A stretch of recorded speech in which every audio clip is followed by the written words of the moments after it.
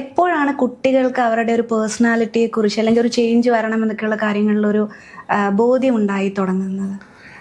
എൻ്റെ ഒരു എക്സ്പീരിയൻസ് എന്ന് പറയുന്നത്, ഞാൻ തുടങ്ങിയ സമയത്തൊക്കെ ഒരു 13 വയസ്സിന് ശേഷമുള്ള കുട്ടികളോടെ നമുക്ക് ഇത്തരം കാര്യങ്ങളൊക്കെ സംസാരിക്കാൻ പറ്റുള്ളൂ എന്നുള്ളൊരു സ്ഥിതി ഉണ്ടായിരുന്നു തുടങ്ങിയ സമയത്ത്. പക്ഷെ ഇപ്പോഴത്തെ കുട്ടികളോട് എനിക്ക് തോന്നുന്നു ഒരു 9 ഇയേഴ്സ് 10 ഇയേഴ്സ് ഒക്കെ ആകുമ്പോൾ തന്നെ, അല്ലെങ്കിൽ അവർക്ക് അങ്ങനത്തെയൊക്കെ ചില ചിന്തകളൊക്കെ വരുന്നു. അവർ പലതിനെയും അപ്പോൾ അവരുടെ എക്സ്പോഷർ കൂടുതലാണ്.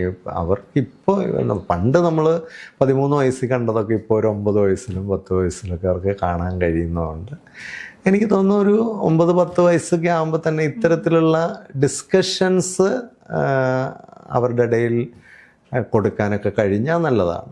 ഒരുപക്ഷെ അങ്ങനെ ഹെൽത്തി ഡിസ്കഷൻസ് ഉള്ള വീടുകളിൽ നിന്നൊക്കെ വരുന്ന കുട്ടികളല്ലേ, അങ്ങനത്തെ മെൻറ്റേഴ്സൊക്കെ ഉള്ള കുട്ടികൾ കുറേ കൂടി നേരത്തെ ഓർഗനൈസ്ഡ് ആകുന്നു, ഡിസിപ്ലിൻഡ് ആകുന്നു എന്ന് കാണാൻ പറ്റുന്നുണ്ട്.